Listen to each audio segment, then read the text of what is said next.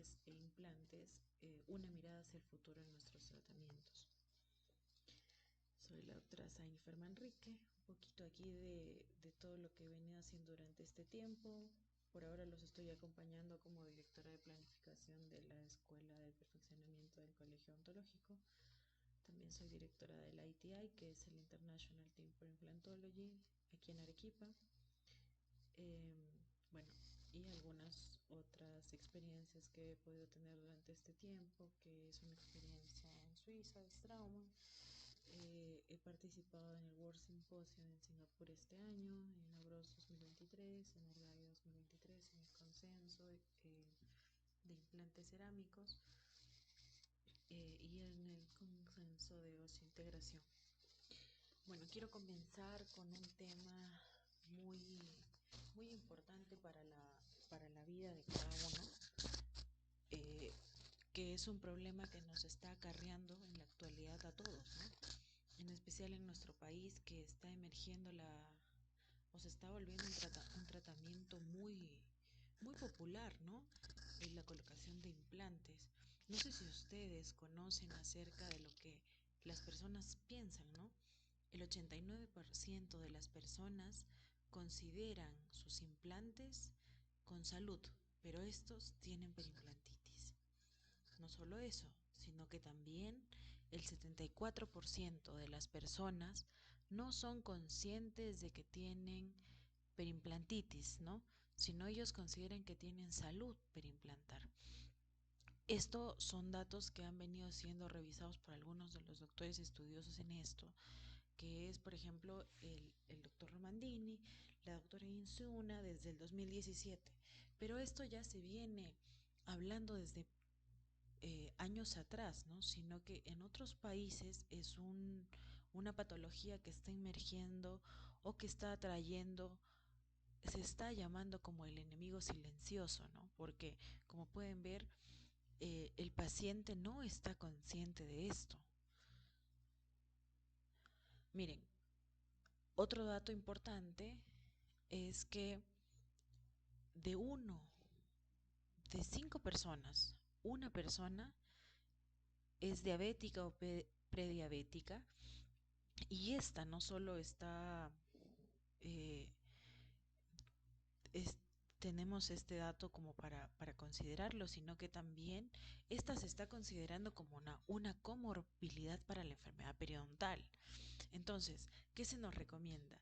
Que como un cuidado inicial, nosotros debemos de hacer un examen periodontal a todos los pacientes, porque de 5 pacientes que podamos revisar en un día, uno de esos pacientes podrá ser prediabético o diabético, donde la unión entre la diabetes y la periodontitis en la actualidad está siendo muy estudiada, y cómo es que los valores de glicemia están tan relacionados con la enfermedad periodontal, ¿no? Ahora, el 34% de los pacientes o de las personas consideran que tienen salud, o consideran de que la salud del cuerpo y de la boca no son unidas, cosa que es completamente equívoca, porque un ser humano está conformado por todo el sistema estomatognático, donde la boca y el cuerpo se encuentran fuertemente ligados a cualquier patología. Es por eso que en la actualidad hay muchos estudios que consideran que el odontólogo, que es una persona que mira la mayor cantidad de pacientes que un médico, está en la capacidad de poder prevenir cualquier enfermedad que tiene una aparición inicial en la cavidad oral, cosa que no pueden hacer los médicos. Entonces, también aquí un llamado para ustedes, para poder diagnosticar a los pacientes o hacerles conocedores de que puede haber alguna otra patología que pueda relacionar a la salud de la persona con alguna patología en la cavidad oral. No solamente ello, ¿no? Sino también que todo esto está unido en bien de la salud de la persona. Aquí otro ejemplo: no existe salud pulmonar sin salud gingival. ¿Por qué? porque estos patógenos pueden causar una inflamación pulmonar o una disfunción endotelial donde las células epiteliales pueden perjudicar las condiciones inflamatorias de la persona. Entonces, como pueden ver, no solamente en la boca podemos ver reflejado alguna patología, sino que también los patógenos periodontales que causan una disbiosis en la cavidad oral pueden estar fuertemente relacionados con algunas complicaciones que puede tener el paciente en otras condiciones de la salud que pueden perjudicarlo o agravar su condición de paciente que puede tener alguna condición pulmonar. No solamente una condición pulmonar, sino también se ha visto que tiene una relación eh, muy marcada con lo que es los factores críticos de la salud que pueden ser modificables, como es fumar, el consumo de alcohol, el estrés. Y actualmente también se está uniendo lo que es el conocimiento, porque el conocimiento también tiene que considerarse como un factor de riesgo para el desarrollo de cualquier enfermedad. Sin más, quiero entrar a algo que es el riesgo para la periimplantitis. En este riesgo para la periimplantitis, les quiero presentar al doctor Nikos Mateos. El doctor Nikos Mateos habla sobre el diseño protético y el riesgo para la periimplantitis. Esta es una presentación de él que yo quería compartir con ustedes, que fue presentado en el World Symposium en este año en Singapur, donde él nos habla de cuál es el objetivo o cuáles son las llaves, cómo es el paso a paso para que nosotros podamos determinar el fin de nuestros tratamientos odontológicos, pero con un fin protético. Entonces, yo quiero hacerles ver la imagen del lado izquierdo, donde podemos hacer una similitud con lo que es el radar de un avión. Cuando un piloto desea llegar a un lugar, él marca un punto en su radar y luego solamente tiene que seguir la trayectoria para este camino hasta llegar al fin. Lo mismo pasa con nosotros. ¿Cuál es nuestro fin? Nuestro fin es colocar una pieza dentaria y esta pieza dentaria tiene que ser lo más natural posible para el paciente, emulando todas las características, tanto estética rosa y estética blanda, para poder tener no solamente una estética satisfactoria para la sonrisa del paciente, sino que más aún, aunado a esta estética, también esté llena de salud periimplantar, si hablamos de una condición periimplantar. Sin embargo, si hablamos de un paciente con piezas naturales, ocurre lo mismo, que tenemos que ver que tenga una salud gingival.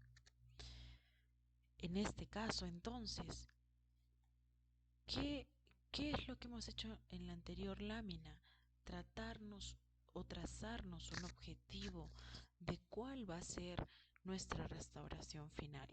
Y finalmente, teniendo la restauración final, podremos nosotros definir cuál va a ser nuestra planificación para el implante y poder conseguir estos perfiles de emergencia apropiados que nos dan la seguridad de poder tener una protección periimplantar por mucho tiempo.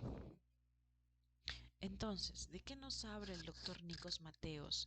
Nos habla que cuando nosotros queremos adquirir datos para el diseño de una terapia o de la colocación de un implante, nosotros tenemos que hacer del diseño de esta prótesis o de esta pieza dentaria una disciplina.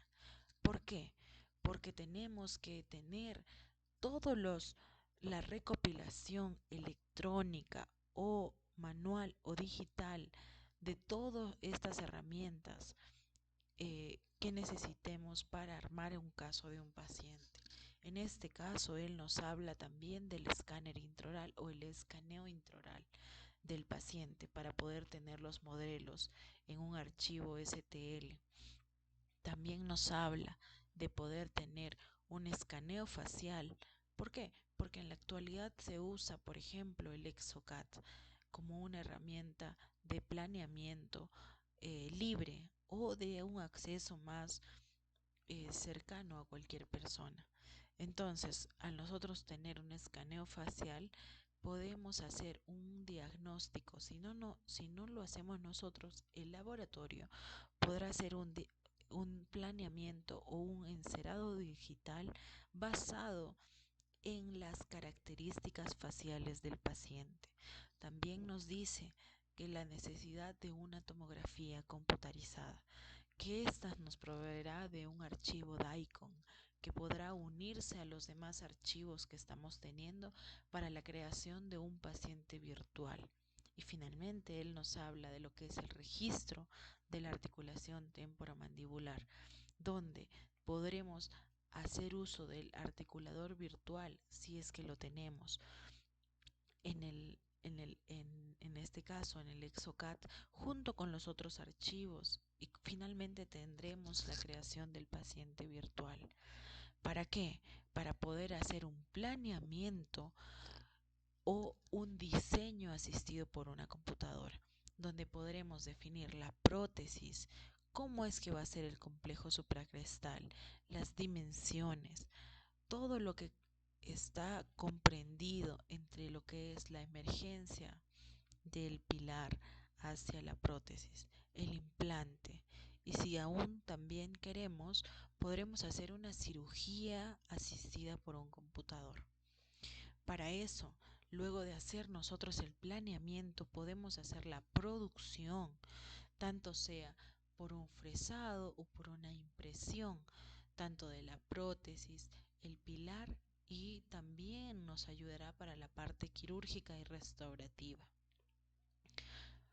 Para esto también, finalmente, cuando queremos restaurar, hablamos de una restauración temporal y de una restauración de larga duración o llamada permanente o la prótesis, ¿no? ¿Por qué una restauración de larga duración? Porque se habla en la actualidad, como les mencionaba al inicio, ¿no? Algunos pacientes creen que los implantes van a durarles toda la vida y esto no es así, porque si bien es cierto, el implante puede estar eh, según la evidencia científica, por al menos 10 a 15 años en la cavidad oral en una condición de salud, eventualmente pueden surgir algunos cambios en las restauraciones permanentes. Entonces, eso así que se habla de una restauración permanente o una restauración de larga duración, a diferencia de una restauración temporánea. Y finalmente tenemos el establecimiento del mantenimiento. El mantenimiento. ¿El mantenimiento de qué nos sirve?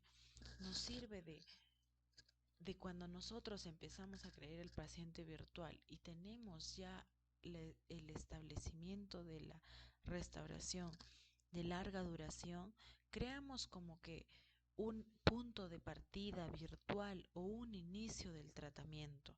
Entonces, cuando hacemos un mantenimiento, lo que hacemos es una comparación frente a la situación actual de nuestro paciente, frente a la situación actual desde cuando se inició el paciente con la restauración de larga duración. También se habla de que la conexión al implante y la selección del pilar es un factor predisponente o muy importante para el desarrollo de las condiciones perimplantares o una enfermedad perimplantar.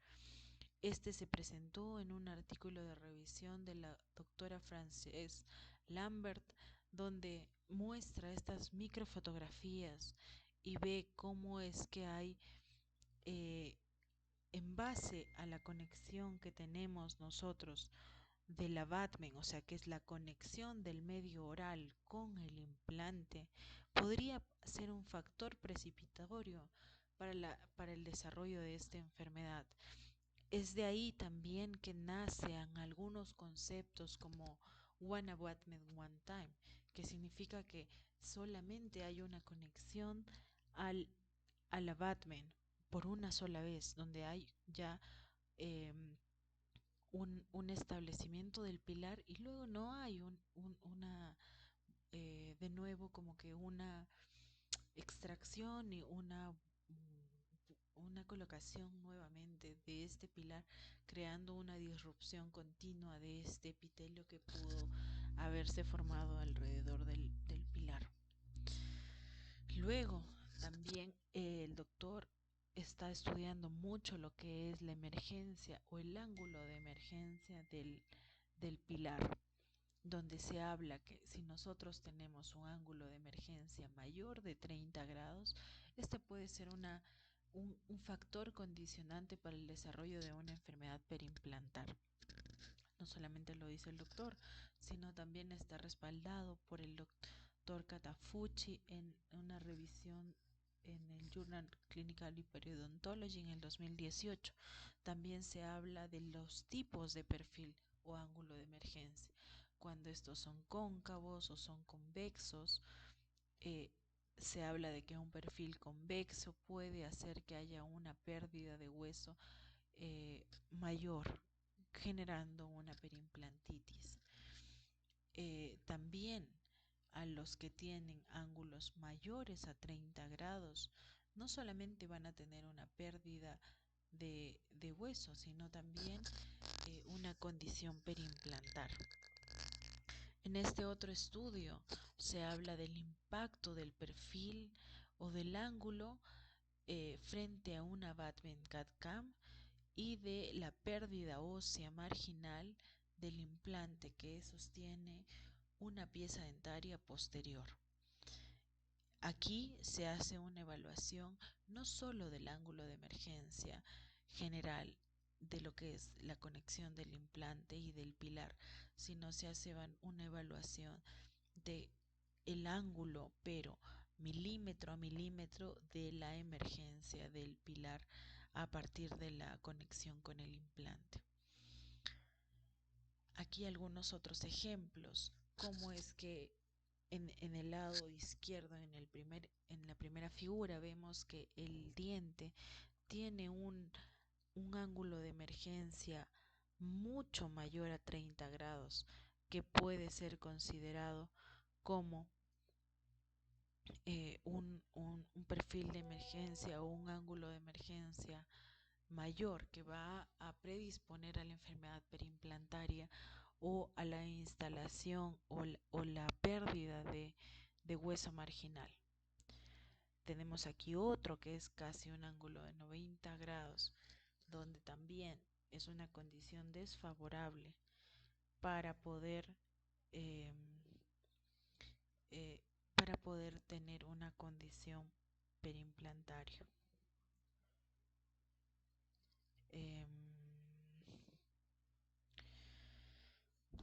Y vemos como cuando tenemos una condición ideal o un ángulo de emergencia ideal que es menor a 30 grados o 30 grados, vemos que este hace una mímica o hace una homologación de lo que es el perfil de emergencia natural de un diente, donde coincidentemente este presenta una salud.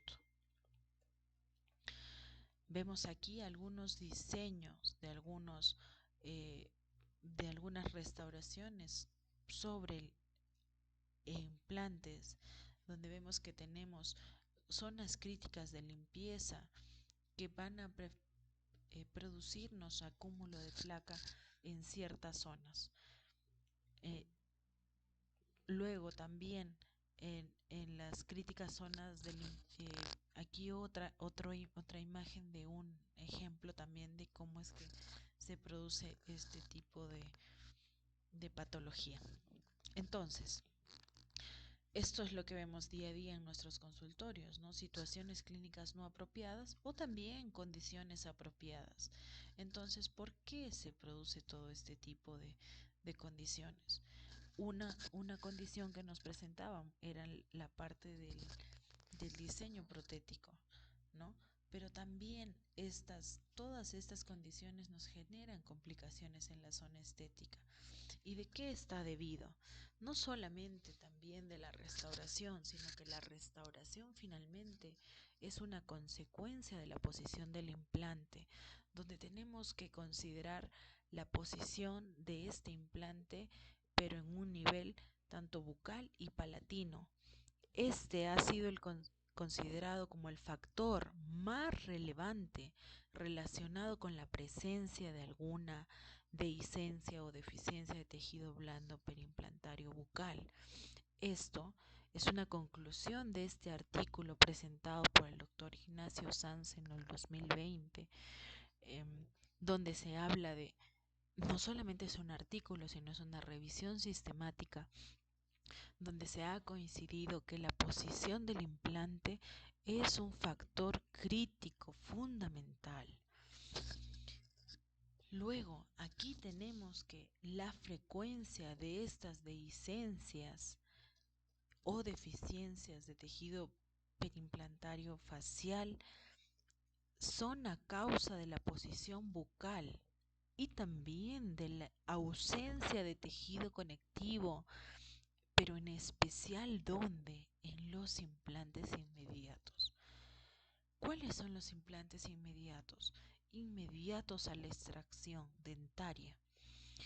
Algunas veces el paciente quiere la necesidad de tener una pieza dentaria inmediatamente a la pérdida de esta pieza.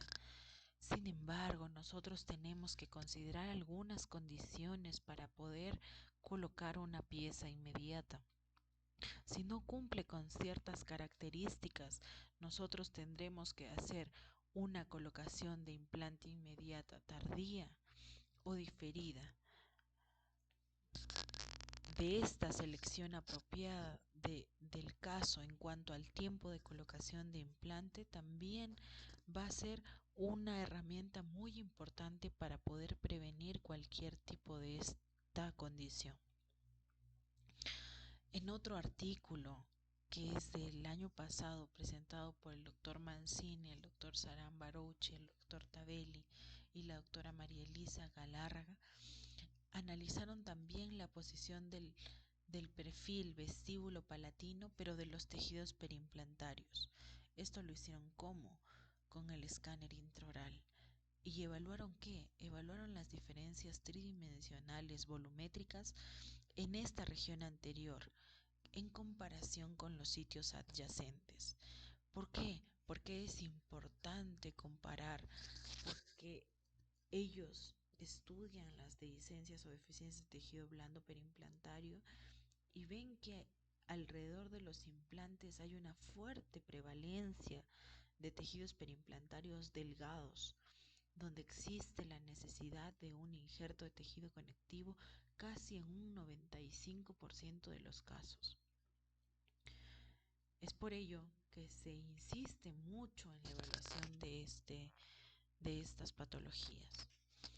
Es por eso que en el 2019 se creó una clasificación para poder diagnosticar las deficiencias o deficiencias de tejido periimplantarios faciales, pero sobre todo en sitios de implantes unitarios y en la zona estética, porque la zona estética es una zona donde tenemos una alta demanda para la colocación de implantes inmediatos y es justamente en esa zona donde se produce la mayor prevalencia o incidencia de estas deficiencias.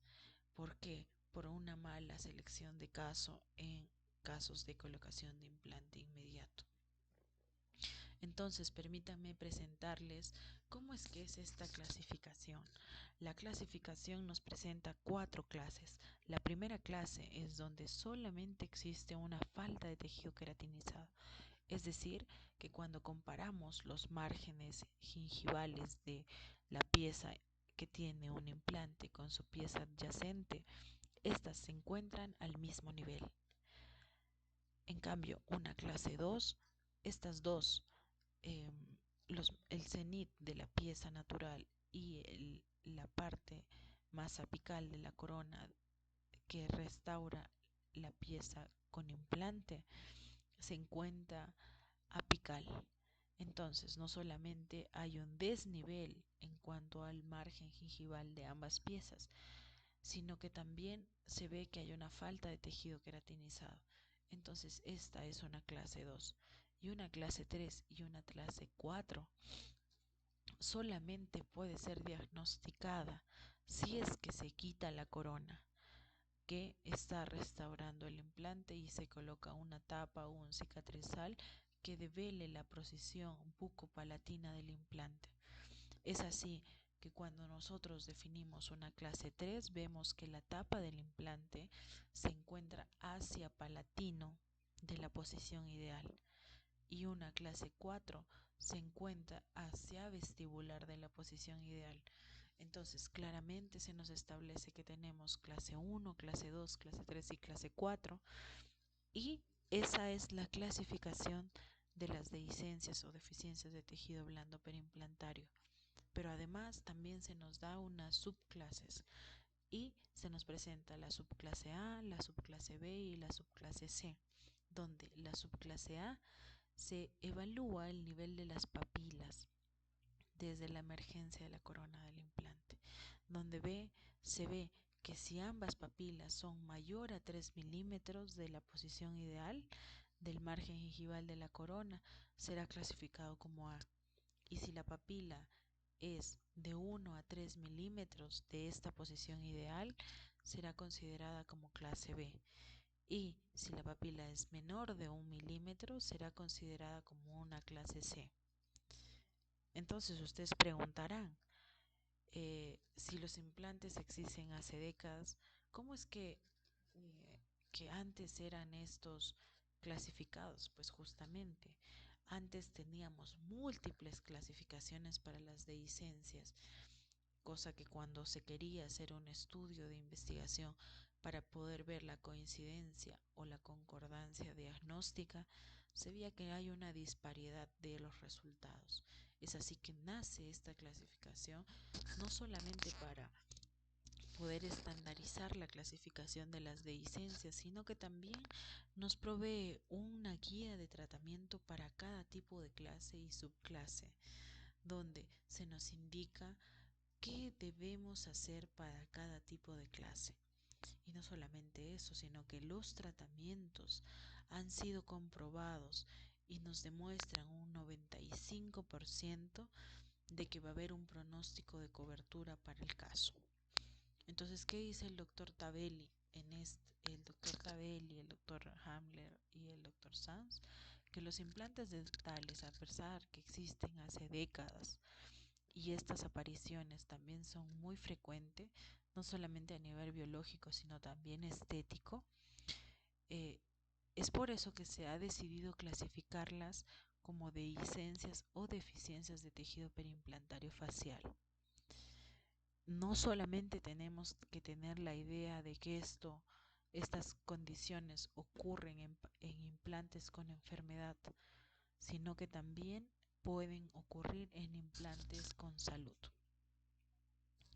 Aquí alguna imagen para poder tener claro lo que les explicaba. Si es una clase 1, ambos márgenes deben de coincidir. Si es una clase 2, el margen ya se encuentra apical de la línea imaginaria que podemos nosotros trazar del margen gingival de diente adyacente a la pieza que se ha repuesto. Entonces, ¿qué es lo que importa, ¿no?, al momento de la colocación de implante? El diagnóstico. El diagnóstico, no solo como nos mencionaba el doctor Nikos Mateos en sus gráficos muy claros. ¿Qué tenemos que tener en cuenta para el diagnóstico? Tenemos que tener en cuenta el rostro, el labio, la sonrisa, las encías, los dientes presentes, también las condiciones del tejido duro, del tejido blando y finalmente decidir qué posición tridimensional va a ser la adecuada para este caso. Y si podemos sumarnos a un diseño digital de sonrisa, pues podemos tener seguramente una posición ideal para el implante. también de ahí sale una planificación 4D, o que finalmente es la creación del paciente virtual, donde incluimos los labios, el rostro, la sonrisa, la textura de la encía, la altura de la encía, los dientes, la forma de los dientes, la altura del margen gingival, para poder determinar justamente esta área crítica actual que se conversa, que es el complejo supracrestal. También poder observar los tejidos duros, los tejidos blandos y qué posición van a tener las piezas dentarias. Para esto podemos echar mano de algunas herramientas de evaluación que nos da el ITI, que es el International Team for Implantology, que nos permite determinar o clasificar a un caso donde es simple, avanzado o complejo.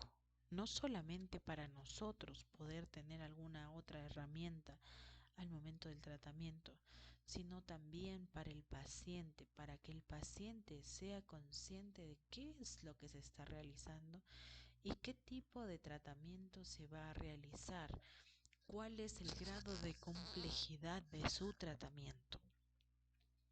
Aquí también se nos presentan algunos factores de riesgo estético, donde se evalúa el estado médico, si hay algunos hábitos de fumar o no, cómo es que se muestra la sonrisa cuando o la encía cuando se sonríe, cuál es el ancho del espacio edéntulo, cuál es la forma de las coronas y cómo es que están los dientes vecinos, ¿no? Si están restaurados, no están restaurados, cómo es el fenotipo gingival, ¿hay alguna infección en el sitio implantar? ¿Sí o no? ¿Tenemos alguna anatomía en los tejidos blandos? ¿Cuál es el nivel de los tejidos óseos de los dientes vecinos? ¿Tenemos o no tenemos una pared facial en la zona que se va a colocar el implante? Tenemos que también determinar la anatomía del hueso y de la cresta alveolar. Y por sobre todo, saber cuáles son las expectativas estéticas del paciente. Esto nos va a ayudar a identificar al paciente y determinar la complejidad del tratamiento.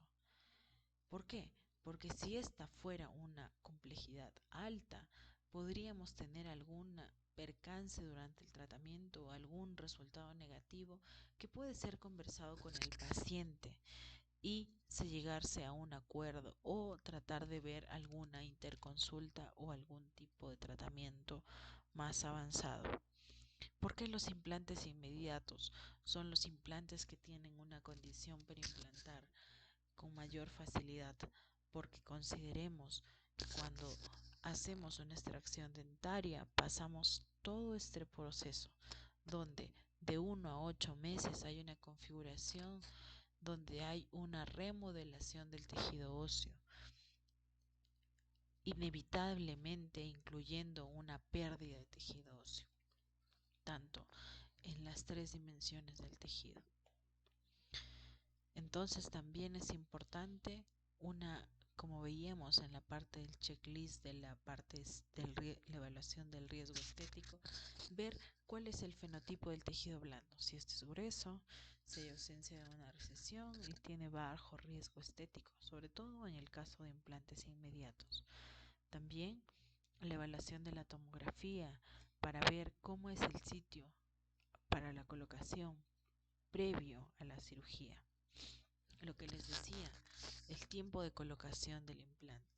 Este puede ser inmediato o puede ser, eso cuando hablamos de un tipo 1, puede ser inmediato, temprano, con solamente una cicatrización de tejidos blandos, o puede ser temprano, pero cuando ya buscamos una cicatrización de tejido óseo parcial, o finalmente una colocación de implante tardío.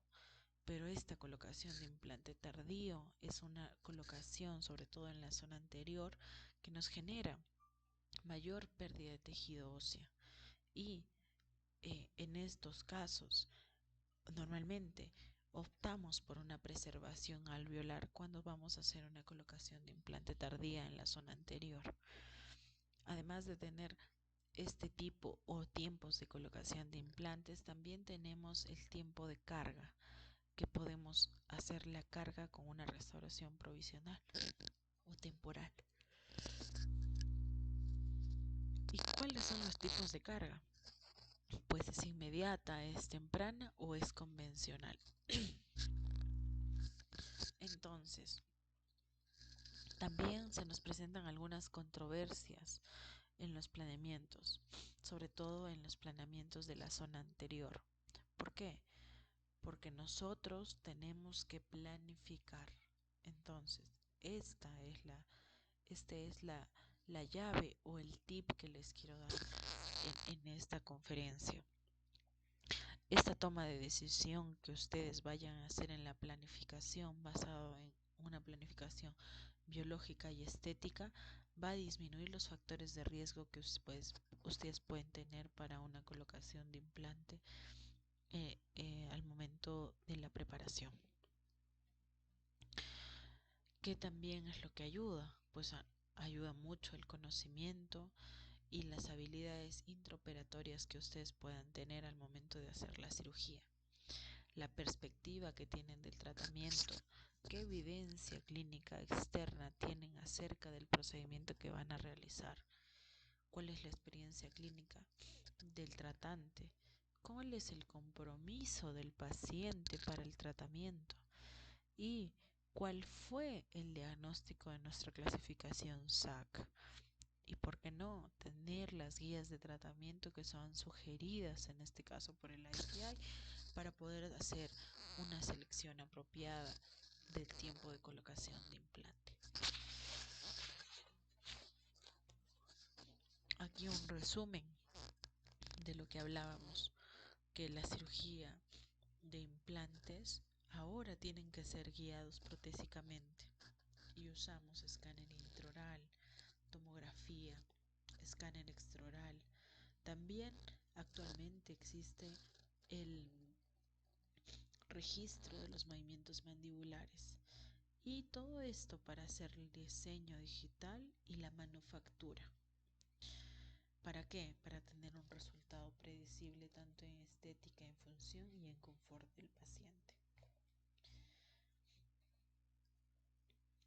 También quiero hablarles en este día acerca de los injertos de tejido conectivo. Estos injertos reducen la recesión mucosa periimplantaria y esto cuando hablamos en el caso de implantes y cuando hablamos en el caso de piezas dentarias, estos injertos gingivales libres sobre todo disminuyen la inflamación mucosa. Todos estos métodos mejoran la estabilidad periimplantaria.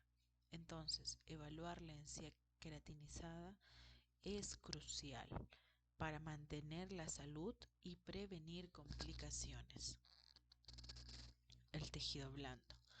El tejido blando también, por ejemplo, en este artículo del doctor Gómez Meda nos habla de el Aesthetic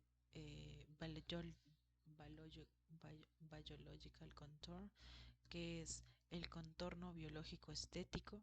También nos habla de lo que es las condiciones de dehiscencia o deficiencia de tejido periimplantario facial y del injerto de tejido conectivo, pero sobre todo para hacer un manejo del perfil de emergencia. En este manejo de perfil de emergencia, pues vamos a considerar que tenemos todas las partes, ¿no? Tenemos un tejido conectivo, tenemos un epitelio de unión, un epitelio de surco, un epitelio oral, para poder nosotros tener los espacios que cada uno de estos contornos nos presenta, ¿no? 1.5, 0.5 milímetros de perfil. También, ¿qué nos importa al momento de la evaluación de tejido duro? Pues nos importa la disponibilidad ósea, de acuerdo a la precisión tridimensional que hemos escogido en el planeamiento. ¿Qué tipo de defecto? Si tenemos un defecto vertical o horizontal o no tenemos ningún defecto. También, ¿qué nutrientes tenemos para la zona a regenerar? Como ya les había mencionado inicialmente, el diseño protético, en especial en el ángulo de emergencia, es fundamental, donde se sugiere que el diseño sea de 30 grados.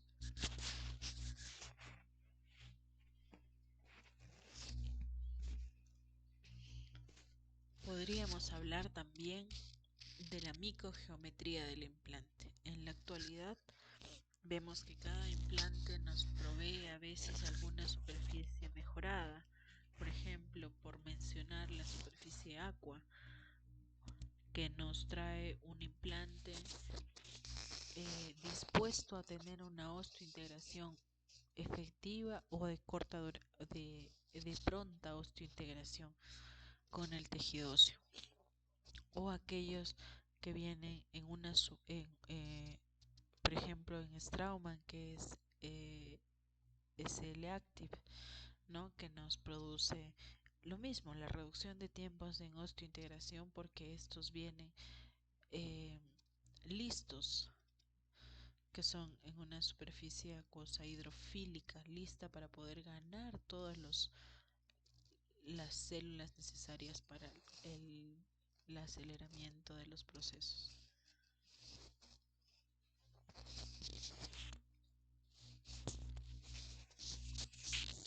¿Cuál es la función del epitelio de unión? Pues la función del epitelio es ser una barrera fisiológica frente a cualquier estímulo que pueda causarnos, cualquier estímulo externo que pueda causarnos una invasión bacteriana o algún tipo de inflamación.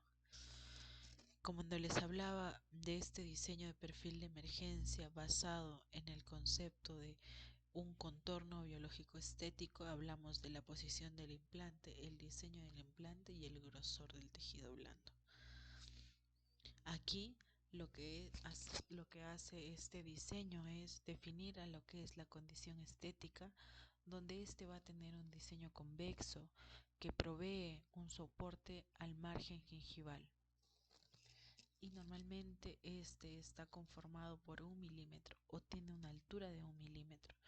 Luego tenemos la zona B, que es una zona o una área biológica. Sobre todo, va a depender de la posición del implante y de la cantidad y del volumen del tejido blando. Este está constituido por el epitelio de unión. Es un epitelio no queratinizado, por lo cual el ancho de esto es de 1 a 2 milímetros. Y finalmente tenemos la zona C o la zona de estabilidad de cresta ósea, donde es recto y tenemos el tejido conectivo. Y el tejido conectivo va a aproximadamente de 1 a 1.5 milímetros. Con esto me quiero despedir de todos los que han asistido esta noche y poderles un poco llamar a la reflexión de que, a pesar que en la actualidad están viniendo en aumento la colocación de implantes, como han podido ver en toda la presentación, es fundamental el diseño o la planificación del tratamiento para poder determinar exactamente la posición tridimensional más favorable para el paciente. Han visto que esto es una cadena concatenada, donde un paso es la continuidad del otro. Entonces, si definimos mal la posición tridimensional del implante, pues estaremos ya sacrificando lo que es el diseño protético, porque ya no podremos manejar los ángulos de emergencia. Y como les hemos mencionado al inicio, estos ángulos de emergencia influyen mucho en la condición periimplantar o en el inicio de periodontitis. Y estemos conscientes de que los pacientes no son conscientes, no saben que tienen una condición periimplantar ni periodontal. Es tarea de nosotros poder instruir al paciente de que si tiene una condición periimplantar, debe de tener un protocolo de manutención instaurado para cada paciente, personalizado. Es así que nosotros podremos conseguir la sostenibilidad del implante por largo tiempo. a pesar que sea un implante que haya podido desarrollar una condición periimplantar tipo periimplantitis o que tenga una deficiencia o una dehiscencia. Con esto me quiero despedir y agradecer a ustedes que han podido regalarme este tiempo para poder compartir esta información que nos enriquece a ambos y sobre todo que beneficia al paciente, porque nos permite poder otra vez ver que no solamente somos nosotros los que queremos aprender, sino hay mucha gente en todo lado que pretende involucrarse en la educación, porque el beneficio de la educación es para el paciente. A largo plazo, como hemos visto en las láminas iniciales, la salud de la cavidad oral está reflejada en una salud general del paciente. Tratamos pacientes donde lo que queremos es hacer tratamientos efectivos que provean una satisfacción al paciente, no solamente de la forma que hemos diseñado la sonrisa, sino también en cuanto a su salud, ¿no? Nada, muchísimas gracias, nos vemos el próximo viernes con alguna otra conferencia. Los invito a poder unirse siempre los viernes. En este fin es que yo no quería dejar de pasar este viernes sin ninguna conferencia. No, les agradezco por estar presentes. Muchísimas gracias, nos vemos pronto. Un abrazo. Aquí algunos de mis datos por si alguien me quiere contactar o hacer la zona de preguntas, ¿no? Si alguien tiene una pregunta me la pueden hacer llegar al correo y yo encantada por mandarles un poco de información o responderla, ¿no? Me disculpo por no estar presente eh, en vivo porque, bueno, el día de hoy es mi cumpleaños, entonces yo quería compartir esta conferencia con ustedes, como decía, no dejar pasar, no dejar un hueco, un viernes científico para ustedes, porque la educación continua es la clave del éxito.